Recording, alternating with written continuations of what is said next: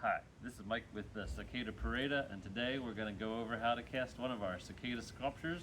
It takes about 30 minutes a cycle. That means that we are much faster than cicadas at 17 years. We can do it two or three at a time with our molds, and then get a bunch done in one day. The first step is to prepare a leg assembly. This is 3 pairs of legs, 3 little loops. That gives us 6 legs on the final bug. This is probably the trickiest part of the whole thing. So it takes a little practice. The first step is to just start stacking up a leg with a spacer. You want to have a little space so all the legs come out a little different of a spot so they don't crack. Make sure you've got only one little loop in each space. It gets easier with practice for sure, and I have barely done this in 3 years. And once you get everything pretty close, put it in the clamps. When you've got it, it should be roughly lined up all on the bottom there. You can see I've got a little bit longer leg there. A little whack will help that out. And once we got that built, we can just set it aside. We also need our little loops to hang this on the trees. I will have a bunch of these bent up, and this will be a separate instructions for adding this. I use glue sticks to put it on because they're cheap and easy to use. And we have another one for the back end. So once we've got that made, you just want to double check in your head that you've got enough set up for multiple sculptures. We're doing 2 at a time right now, so I've got 2 of these, 2 of these, and I'm missing one of these, so we'll just pop that on there. And we just double check everything's all set up. The next step is to start weighing out and measuring our ingredients. We have the measurements on the information document I'll be sending along. In this case, we're making 2 bugs, so check the 2 bug amounts. I'm gonna check my little notes here on my hand. So this will be 12.5 pounds of plaster.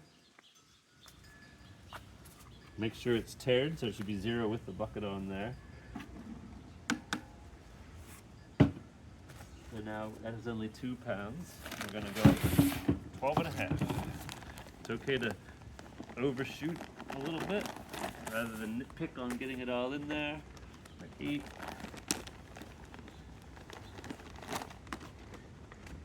11 something. Now we're a little bit over by about 1 pound, which isn't a problem. We'll just use our bucket to scoop it out.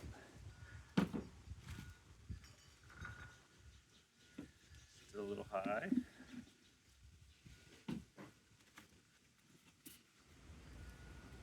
We're going for 12 pounds, 8 ounces.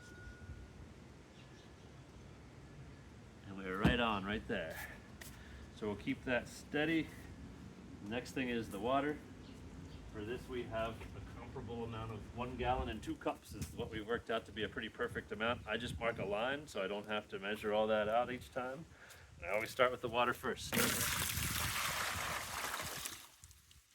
Once the water's in, I'm just going to move this up to the table so it's a little easier to see and a little easier on my back.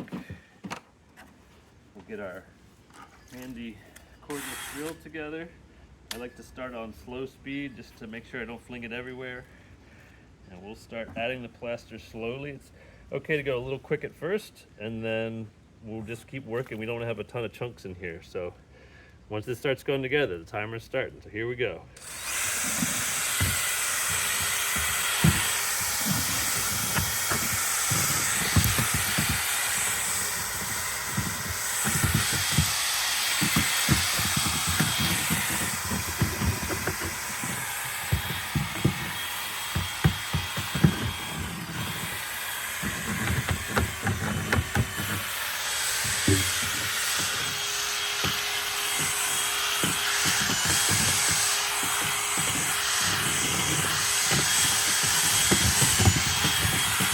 Go up and down, move it around. We want to occasionally take a check of the walls to make sure we're not getting a bunch of plaster up on the walls. Okay, if this gets on your fingers, plaster's pretty safe to use. We will keep going. I like to mix for 2 minutes or so. Energy in and is strength out. So Add as much stirring as we can. Now that it's sort of mixed, we'll crank it up a bit.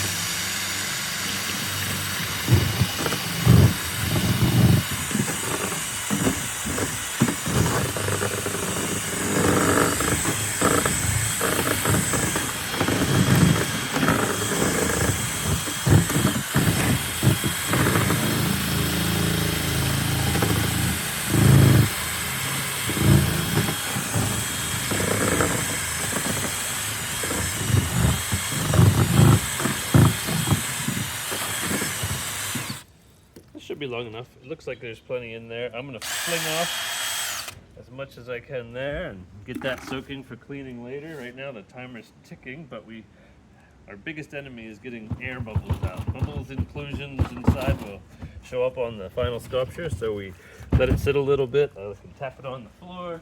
Nice hard floor helps. Give it a little blow. A little bit of time. I think shaking is probably your best bet. And then the next key is to get it poured.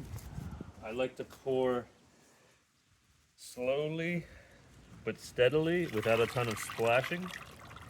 It's pretty liquidy at this point, but on a hot day it'll start to stiffen up pretty quick. It's better to be a little underfilled than overfilled, and it's really important to keep it off of the mold itself. The plaster part it'll stick to really well, and over time it'll add up, and especially if you overfill the sides into between the rubber and the mold, that'll slowly shrink the mold over time. At this point we're gonna work pretty quick, get our legs positioned up here towards the head end.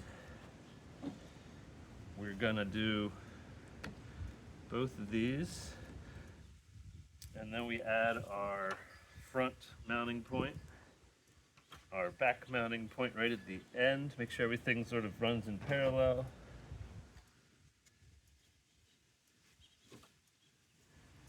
And once everything's in there, I give it a little shake just to work any more bubbles to the surface. Double check that nothing's really moved when you did that, and it always does. A little bit of blowing on the bubbles will pop them.